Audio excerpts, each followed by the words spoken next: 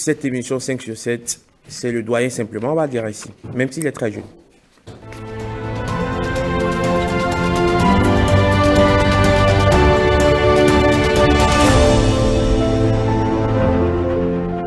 C'est le plus ancien de la matinale 5 sur 7 matin, l'un des rescapés de cette matinale qui court déjà depuis 7 saisons déjà. Il était là la première saison, il y est encore jusqu'à la 7e. Bonjour, oui. Bonjour, Emmanuel Rodriguez-Menga. Un plaisir de vous savoir à côté de nous. Merci beaucoup à vous, le plaisir partagé. Et vous êtes là tous les mardis pour nous parler environnement, pour partager avec nous, bien sûr, que ce soit des expériences, que ce soit, on va dire, des nouveautés, que ce soit des réalisations. Mais aujourd'hui, on parlera bien sûr de cette action que mène l'ONG Pernoso. Elle est soucieuse bien sûr d'amener chaque acteur du monde scolaire à être informé et éduqué sur les problèmes environnementaux pour la protection de notre cadre de vie. Alors, cette ONG a sorti 3 manuels d'initiation à l'éducation environnementale, manuel d'initiation au développement durable et aussi d'initiation au respect des règles d'hygiène dans les écoles. Bonjour, monsieur... Ah, j'oublie le nom. C'est Novide Brice. Ah ouais, oui. Mais ça peut arriver. Bon, enfin. Brice Novide, voilà. Bonjour. Oui, bonjour. Mais d'abord, je sais que vous êtes allé dans les écoles pour parler un peu de l'éducation environnementale. Vous l'appelez une école propre. Un trésor gagné. Un trésor gagné. Oui. Je voudrais savoir où en sommes-nous aujourd'hui par rapport à cette descente effectuée dans ces différentes écoles. Je crois à Cotonou, à Grand Popo, il y a aussi d'autres localités aussi qui ont bénéficié de vos actions. Oui, oui. Et je tiens à vous remercier d'abord pour la question. Avec le projet Une école propre, un trésor gagné, oui. Aujourd'hui, nous pouvons déjà souligner que nous avons pu assainir plus de 207 écoles publiques du Bénin. 207 écoles publiques du Bénin. Donc nous avons organisé des campagnes de salubrité, nous avons organisé aussi des séances d'éducation à l'environnement, des séances de conscientisation aux bonnes dames sur le respect des règles d'hygiène. Ouais. Et nous avons fait aussi la mise en tête des plans d'arbres dans les écoles. Et à part ça aussi, nous avons visité, évalué, classé, primé et promouvoir les écoles les plus propres du Bénin. Donc à l'heure actuelle du moins, nous avons déjà donné les résultats des écoles les plus propres du Bénin et ces écoles ont été. Et quelle école la plus propre du Bénin? Bon, la plus propre. La plus propre. Bon, ouais. On ne peut pas dire, parce que avant de dire qu'une école est la plus propre du Bénin, ouais. Il faut évaluer toutes les écoles du Bénin. Donc nous n'avons pas encore évalué toutes les 207 écoles que vous avez pu évaluer. Oui, pour les 207 écoles que nous avons évaluées, ouais. Nous avons fait sortir une liste des écoles les plus propres du Bénin. Je veux connaître seulement la plus propre, pas toutes les écoles. Ouais. Bon, il y a le PP, Bedagba, il y a... J'ai dit une école, la plus propre, j'ai dit. Pas la plus propre. Bon, les classements se font en fonction, et ça se fait par arrondissement, ça ne se fait pas arrondissement. Parce que quand vous avez évalué, il y a quand même une qui est en tête de toutes les écoles que vous avez pu évaluer. Oui. C'est comme dans une classe, quand on compose, il y a un premier, même s'il y a des SECO, ben, c'est 2, 3 SECO, ok, voilà, je comprends. Oui, voilà. Il y a le PP et Ouiro. Ah, Ouiro. Oui, le PP Ouiro qui est juste à côté de l'échangeur, là. Oui. Donc c'est l'école la plus propre. Là, oui, c'est l'école. Alors dites-nous, comment est-ce que vous faites le choix des écoles? Bon, le choix des écoles, les écoles les plus propres surtout, se fait en collaboration avec le ministère du cadre de vie et du développement durable. Comment nous élaborons une fiche d'évaluation et après avoir élaboré, il y a le ministère qui valide et nous recrutons des évaluateurs, des jurys pour pouvoir évaluer ces écoles de façon inopinée. Et une fois descendu dans les écoles, il y a des critères qu'il faut noter et c'est après avoir noté ces critères maintenant qu'il faut passer au calcul des moyennes. Okay. Et après ça, il y a la délibération des résultats qui se fait chaque 5 juin à la télévision nationale. Ok, d'accord. Il y a la journée mondiale de l'environnement. Je tiens à rappeler. Exactement. Alors, est-ce qu'aujourd'hui, à la date d'aujourd'hui, ces écoles que vous avez pu contacter, que vous avez sillonnées, vous avez constaté que les règles d'hygiène, de propreté sont toujours respectées, qu'une fois qu'on descend de façon inopinée dans ces écoles, qu'on ne va pas constater des déchets, des sachets un peu partout? Bon, nous ne pouvons pas dire aujourd'hui que les écoles ne respectent pas, mais il y a eu de l'amélioration. Parce que les écoles ne respectent pas encore totalement. Par exemple, je peux donner l'exemple d'utilisation des sachets plastiques dans les écoles. Il y a des écoles qui n'en utilisent plus, mais il y a d'autres écoles qui continuent toujours d'utiliser les sachets plastiques. Est-ce que vous avez mis à la disposition d'autres emballages? Oui, bon, en réalité, nous n'avons pas besoin d'utiliser ni de sachets plastiques non biodégradables à l'école, ni des sachets. J'ai dit d'autres emballages, pas nécessairement oui, sachets. Il y a des emballages biodégradables, il y a des papiers. Voilà. Il y a des papiers que nous avons même recruté quelques, je vais dire, sélectionné quelques apprenants qu'on avait formés dans la fabrication des emballages biodégradables avec notre projet PAJAE Bénin, qui est un projet d'appui aux jeunes apprenants entrepreneurs du Bénin. Alors aujourd'hui, on parlera des très manuels que vous avez sortis. Le premier, c'est un manuel d'initiation à l'éducation environnementale. Alors dedans, qu'est-ce qu'on doit lire, monsieur Bruce Novidé? Oui, ici, nous prenons le manuel d'initiation à l'éducation environnementale. C'est un manuel qui traite plusieurs problèmes. Nous avons le problème général qui est insalubrité dans les écoles béninoises. Et là, si nous prenons sous problème 1, il y a insalubrité de la cour de l'école. Si nous prenons la cour de l'école, il y a des tas d'ordures dans les écoles, ce que nous sommes en train de corriger avec le gouvernement actuel. Il y a aussi, si nous parlons des tas d'ordures, il y a les sachets plastiques non biodégradables qui dominent ces ordures-là. Et nous avons remarqué aussi au niveau de la cour de l'école qu'il n'y a pas de poubelle. Donc les enfants jettent les sachets, les papiers et les déchets par terre. Donc là, nous avons parlé de ce, nous avons soulevé ce problème-là. Vous parlez par exemple de balayer, de désherber, voilà, ça c'est des cas pratiques. Jeter les déchets dans les poubelles. Voilà. Ce sont les cas pratiques. Les cas pratiques, parce qu'il y a les causes, il y a les conséquences, il y a les approches de solutions et il y a aussi des cas pratiques dans ces manuels. À part ça, nous avons soulevé comme sous-problème la malpropreté des toilettes scolaires. Parce que si nous prenons nos toilettes scolaires, c'est des toilettes scolaires qui ne disent pas son nom. Même si on quitte les écoles, on va dans les administrations publiques aussi. Et là aussi, le problème se pose avec... Oui, le problème se pose un peu partout. Et pour pouvoir vraiment corriger ce problème, il faut vraiment conscientiser les enfants. Au niveau des écoles, c'est des âmes fragiles. Il vaut mieux qu'on entretienne mieux ces lieux-là. Voilà. Et c'est des enfants qui ont vraiment la curiosité de dire aussi à papa, à maman à la maison que à l'école, on nous a interdit de ne plus faire ça. Oui.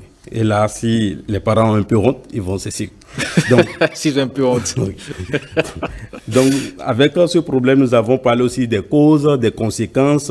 Nous avons fait des approches de solutions et aussi des cas pratiques. Et il y a aussi le sous-problème 3 qui parle de salles de classe malpropres. Parce que si nous prenons nos salles de classe, vous allez constater qu'il y a des toits d'araignée, il y a des sachets plastiques sous les casiers, des papiers, et même les murs sont salis par les enfants. Et les salles ne sont pas décorées, il y a même pas des fleurs, des fleurs à la devanture des salles. En tout cas, voilà les 3 problèmes que nous avons soulevés dans ce manuel d'initiation. Par rapport à ce manuel, qu'est-ce qui vous a le plus amené à sortir ce manuel, M. Brice Novidé? Oui, nous avons... Le constat fait dans ces différentes écoles, vous vous dites, OK, voilà un manuel que j'ai mis à la disposition du système éducatif. OK, une fois lecture faite, on pourrait quand même améliorer notre condition d'hygiène, de propreté dans nos différentes écoles. Oui, ces manuels ont été élaborés à base des remarques dans les écoles. Nous avons remarqué beaucoup de problèmes dans les écoles et pour pouvoir bien informer et former les apprenants et même les enseignants, il est nécessaire de mettre à leur disposition des manuels qui vont chaque fois les amener ou bien qui vont chaque fois les rappeler les bons comportements qu'il faut avoir pour la protection de l'environnement. La raison pour laquelle nous avons élaboré ces manuels. Parce que nous avons l'habitude de mener des actions dans les écoles après avoir sensibilisé. Bien vrai, nous implantons des panneaux de sensibilisation, mais les panneaux de sensibilisation ne renseignent pas sur tous les problèmes que nous venons de citer. On peut donner des titres qu'il y a tel problème, qu'il ne faut plus faire ci, mais nous ne rentrons pas en détail sur les panneaux de sensibilisation. Raison pour laquelle nous avons dit, si on arrive à faire sortir des manuels, si on arrive à faire sortir des manuels, nous pouvons sensibiliser les enfants, les apprenants et les enseignants, tout en laissant ces manuels à leur portée. Alors, le manuel, c'est pour les enseignants, c'est pour les responsables d'école ou bien c'est aussi pour les apprenants? C'est aussi pour les apprenants, c'est pour les enseignants. Est-ce que le français dedans est accessible?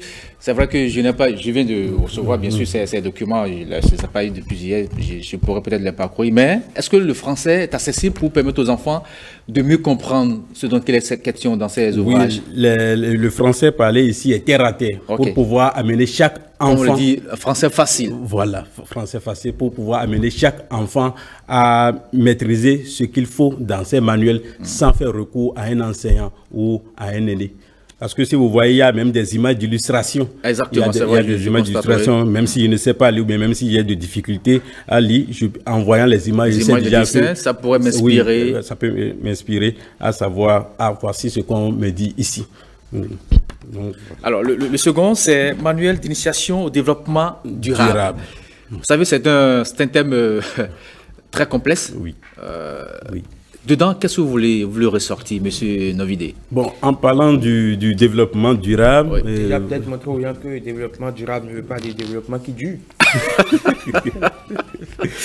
Ben oui. Ah, mais parce que beaucoup le pensent, parce que beaucoup utilisent le thème développement durable comme pour exprimer un vœu de développement qui va s'étaler sur la durée, qui va prendre beaucoup plus de temps alors que développement durable, ça veut dire tout autre chose.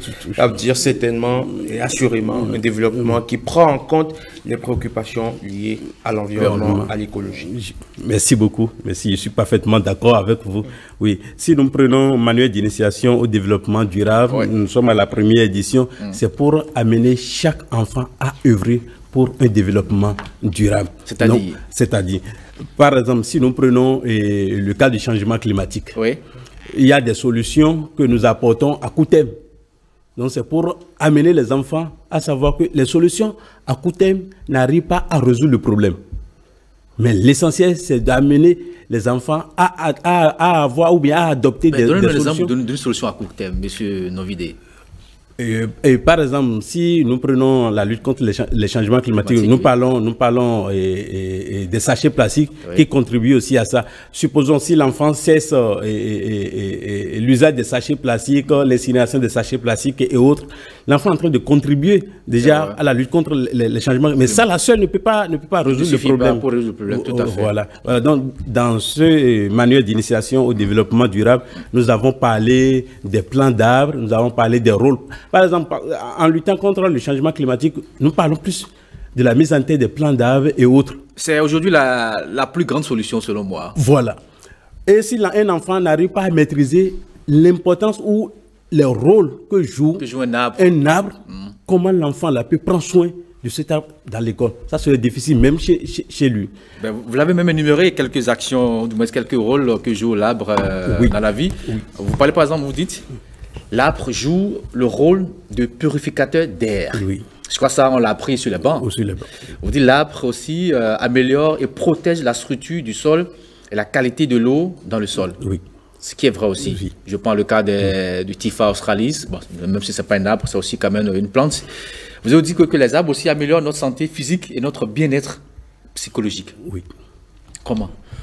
Santé physique, vous allez constater, si nous rentrons un peu dans nos villages, nos parents, si on tombe malade, nos parents ont l'habitude d'utiliser les feuilles de ces plants d'arbres pour pouvoir nous guérir. La tisane que nous prenions. Voilà. Donc, c'est ce qui fait que l'arbre aussi contribue à la bonne santé de la population béninoise et du monde en général. C'est vrai. Alors, vous dites aussi que l'arbre diminue la vitesse des vents. Ce qui est vrai aussi. Ce qui est vrai. L'arbre diminue l'éblouissement causé par le soleil en générant bien sûr de l'ombre. L'arbre diminue la chaleur, ce qui est vrai. L'arbre joue le rôle de la sécurité routière. Oui. Alors, comment cela est possible, M. Novidé?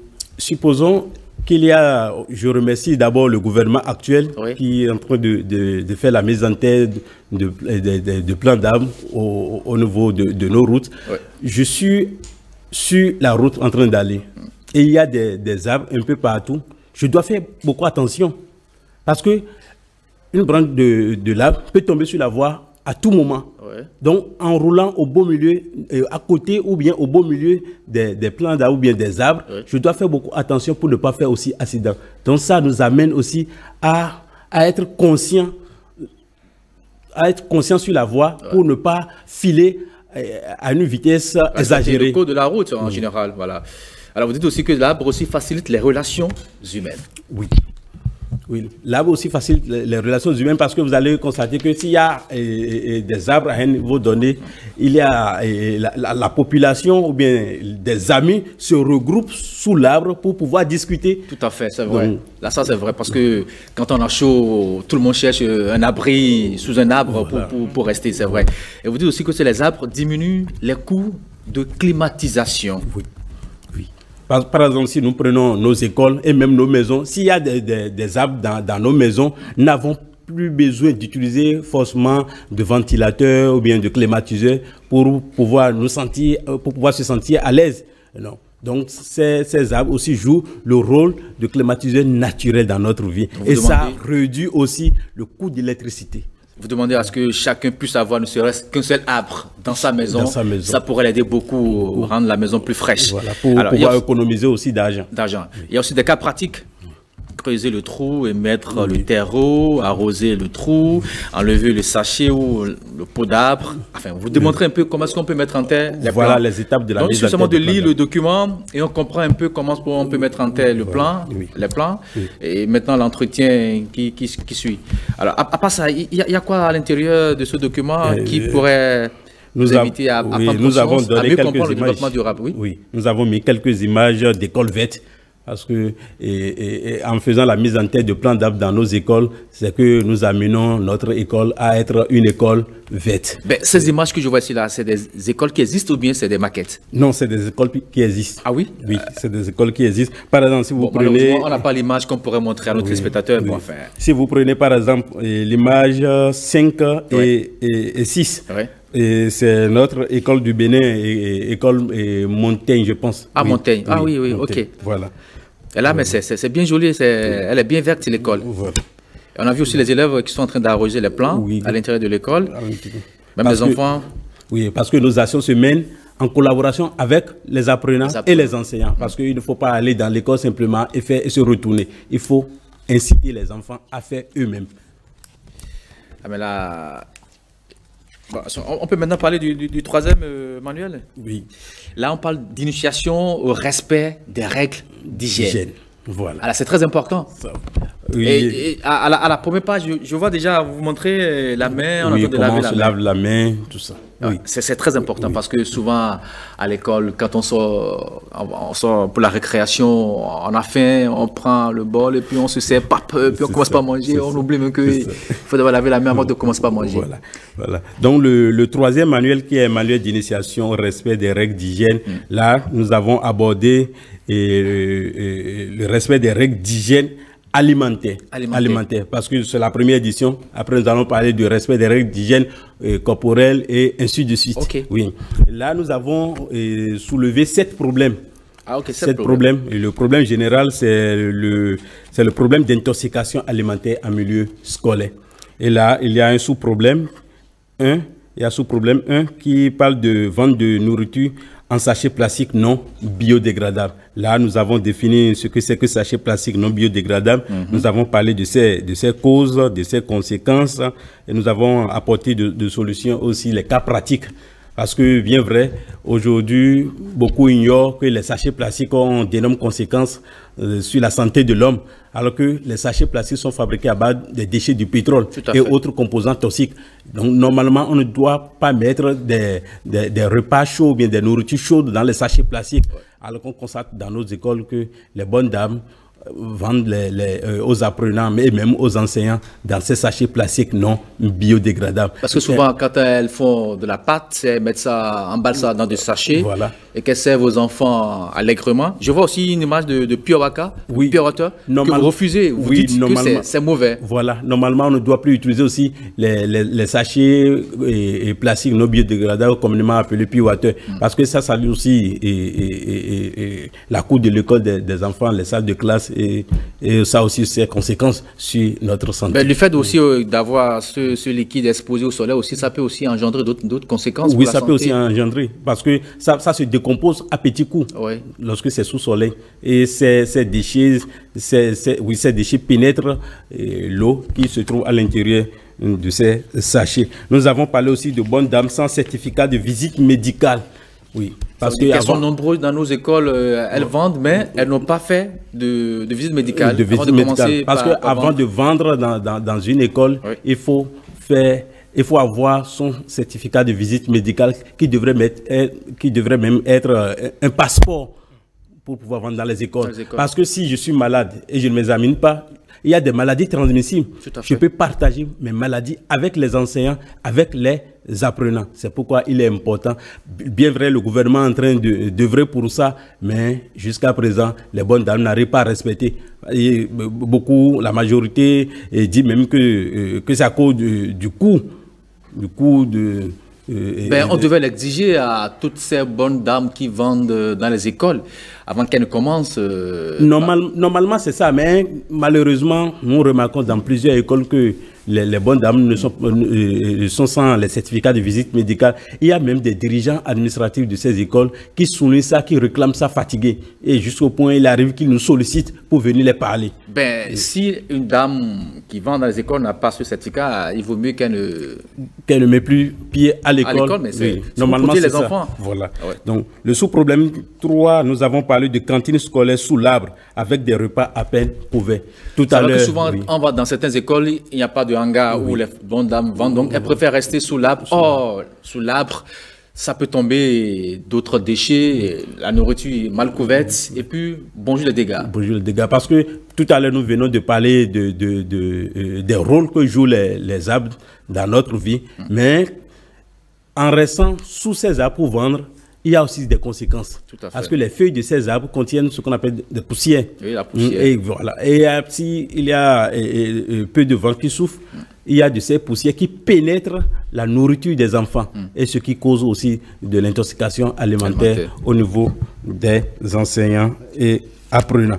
Nous avons parlé aussi de sous-problème 4 qui parle de la même mais qui sert de repas et de monnaie. C'est vrai. Bien vrai, l'argent a de la valeur, mais l'argent est sale. C'est vrai. Oui, l'argent a de la valeur, mais l'argent est sale. Parce que l'argent se traîne mal un peu partout. Les bonnes dames servies à manger. Au même moment, elles donnent la monnaie et puis elles replongent encore la main dans la nourriture. Voilà. Oh là là. Ce qui est dangereux. Qui est dangereux. Donc, normalement, la main qu'on utilise pour servir de monnaie, cette main ne doit plus être utilisée pour servir de repas. Alors, qu'est-ce que vous vous préconisez par rapport à ce problème? Bon, nous, on les demande d'utiliser la louche pour pouvoir servir les enfants. Au lieu de mettre la main directement dedans, il faut mieux d'utiliser la louche pour pouvoir servir les enfants. Et une fois touché la monnaie, il faut aussi se laver les mains correctement. Parce que je peux finir de faire mes besoins et on m'appelle, on dit, Monsieur Brice, je vous dois, ça fait longtemps, mais voilà, aujourd'hui, je suis là pour régler. Est-ce que je vais encore cette réflexe d'aller me laver les mains? En même temps, parce que vous êtes pressé de prendre l'argent. de prendre l'argent. Donc, et une fois que je touche à cette somme, il y a déjà de l'insalubrité. Il y a aussi du fait que souvent, quand on sert à manger aux enfants, la cuillère, il faut les mettre dans de l'eau chaude. Voilà, et c'est ça. Nous avons aussi souligné ça dedans. Nous avons souligné ça au niveau de sous-problème 6, où on a parlé de la non-stérilisation des cuillères. Les cuillères. Oui, il faut préparer les cuillères avant de servir aux enfants. Et il y a des bonnes dames qui trompent nos vigilances, parce qu'on met la marmite au feu. Et c'est pas en réalité le feu, on met simplement sur le charbon et juste là pour tromper. Et l'eau n'est pas chaude et on met les cuillères dedans. Alors qu'en faisant ça, on ne fait pas du bien aux enfants. D'autres utilisent même de chiffon simplement pour pouvoir nettoyer les cuillères ou bien les bols sans laver. Et servir aux enfants. Aussi, il faut demander à nous qui allons souvent manger là-bas d'être aussi très vigilants. Voilà. Donc, on a parlé aussi de bonnes dames sans cache-nez ni uniforme. Parce que nous parlons d'utilisation des cache-nez bien avant l'arrivée du coronavirus.